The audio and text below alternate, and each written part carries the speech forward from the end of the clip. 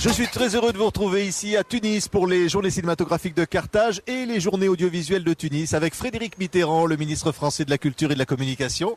Bonjour Monsieur le ministre. Bonjour Patrick. J'allais presque dire ici, vous êtes comme chez vous, Frédéric Mitterrand, et heureux de retrouver tous les professionnels de l'audiovisuel tunisien et d'instaurer de nouveaux ponts entre la Tunisie et la France. Alors, je suis toujours chez moi partout, vous savez, j'ai cette capacité. Par ailleurs, nous ne retrouvons pas que l'audiovisuel tunisien ici. Nous avons des gens qui viennent de partout et cela s'inscrit dans une stratégie globale de dialogue entre le Nord et le Sud, de dialogue méditerranéen, pour essayer de définir quelles sont les perspectives d'évolution, notamment du numérique. Oui, ça veut dire que la France va apporter quelque chose à la Tunisie et la Tunisie peut nous apporter aussi beaucoup en France. La France a déjà apporté une partie de la mémoire de la Tunisie puisque l'Institut national de l'audiovisuel est en train de signer un contrat de remise à la Tunisie d'une partie très importante de ses archives audiovisuelles qui couvrent la période qui précède l'indépendance. Mais par ailleurs, il y a des experts au nord, des experts au sud concernant le numérique et il est très important d'échanger dans la mesure aussi, il faut le reconnaître, où la France est très en flèche, tant avec la protection, pour la protection du droit d'auteur avec l'Hadopi. Ça, il y a beaucoup de progrès à faire ici pour la protection des droits d'auteur. Mais il y a encore oui, il y a certainement des progrès à faire, mais il y a des progrès à faire tout autour de la Méditerranée, comme il y a des progrès à faire en France. Sauf que je pense qu'en France, nous avons peut-être pris un peu plus vite la mesure du problème lorsque l'année dernière, une grande société internationale a eu une politique très active pour essayer de numériser le patrimoine français.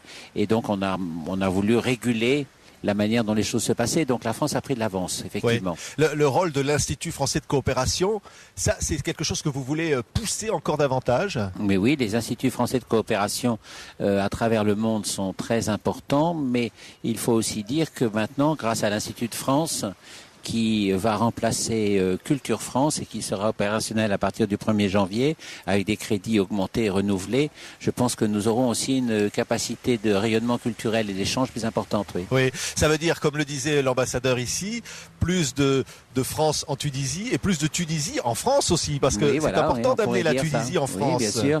La Tunisie a énormément de connaissances, énormément de compétences. Elle a une jeunesse qui est largement diplômée et qui peut évidemment contribuer à notre travail. Oui, c'est un petit peu l'idée d'une politique culturelle de la France en Méditerranée de manière plus large. Il y a l'Union pour la Méditerranée, c'est-à-dire d'avoir vraiment une dimension culturelle forte à côté de la dimension politique ou économique.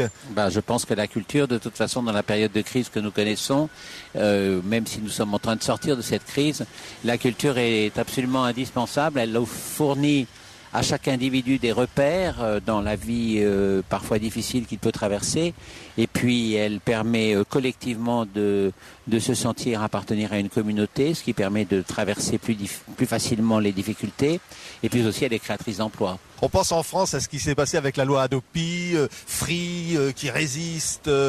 Il faut toujours se battre contre des forces, un peu des forces d'argent ou d'intérêt. Mais il faut toujours se battre dans tous les domaines et toujours. Donc il n'y a pas de surprise à avoir, il y a toujours des résistances. Mais Free est rentré dans l'ordre là ou... Free est rentré dans l'ordre, oui. J'ai été, je dois dire, assez ferme, en l'occurrence, dans la mesure où il y avait, de la part de tel ou tel, un peu de résistance à rentrer dans le système que préconise ou que met en œuvre Hadopi, mais finalement maintenant c'est arrangé. Oui, une pensée, vous l'avez dit ici en Tunisie, pour les otages, les journalistes otages. En plus qu'une pensée, une pensée constante. En Afghanistan. Ça fait plus de 300 jours qu'ils sont retenus prisonniers. Et je pense aussi aux otages qui sont prisonniers au Niger. Mais évidemment, il n'y a pas de différence. On peut pas ne pas penser sans cesse à ceux de nos compatriotes qui sont retenus contre leur gré dans des conditions souvent particulièrement cruelles. quand on se trouve ici, dans un pays paisible, quand on se trouve en France, avec tous les avantages de la sécurité publique. On avait espéré qu'il puisse être libéré avant Noël. Il y a des espoirs que ça puisse se faire. Je préfère ne pas m'exprimer dans ce domaine, dans la mesure où cette situation est suivie au jour le jour par une cellule à l'Élysée, par des spécialistes au Quai d'Orsay, et j'aurais pour l'instant la consigne, c'est de manifester notre solidarité, mais de ne pas donner de détails sur la situation. Oui. Frédéric Mitterrand, on a appris tout à l'heure la nomination de Véronique Kella à la tête de Arte. Elle n'est pas nommée à la tête de Arte, elle est la candidate de la France. Il faut respecter les formes. Les formes, ce sont une succession de conseils d'administration qui vont entériner cette candidature. Cette candidature est une très bonne nouvelle. Car Véronique Kella est une professionnelle unanimement appréciée qui a dirigé d'une manière remarquable le Centre national de la cinématographie et d'image animée, le CNC, et je suis persuadé qu'elle va faire de cet instrument remarquable de coopération culturelle qu'est Arte entre la France et l'Allemagne un instrument encore plus performant pour précisément cet âge de coopération. Oui, Frédéric Mitterrand, on ne peut pas dire qu'on est ailleurs qu'ici, c'est-à-dire dans ce pays que vous aimez affectivement, tendrement depuis si longtemps, avec le contact de ses habitants, de ces Tunisiens. Il vous apporte quoi? Vous avez dit j'aimerais y revenir plus souvent, et là en tant que ministre je ne peux pas, hélas, mais vous en avez besoin, vous avez besoin de ces racines ici en quelque sorte. J'ai besoin d'un pays ami, oui, où je me suis fait beaucoup de relations très agréables et où depuis 30 ans j'ai en quelque sorte pris mes habitudes. Je suis très attaché à ce pays, mais vous savez, je suis très attaché à beaucoup de pays. Ce n'est pas du tout au détriment de la Tunisie que je dis cela. Et pour l'instant, de toute façon, je suis attaché à la France et au travail que je fais. Pour le temps qui me sera donné d'accomplir ma tâche, cela passe avant tout le reste. Oui, le temps qui vous sera donné pour votre tâche, il faut qu'il soit long. Vous avez encore beaucoup de choses à faire, à apporter, malgré les soubresauts, les rumeurs. Quand on commence, les soubresauts, les rumeurs, vous savez, moi je n'y fais pas attention. Hein. Et quand on commence à construire quelque chose, on souhaite pouvoir le mener à bien. Mais l'expérience montre que de toute manière, la politique demande des temps très très longs.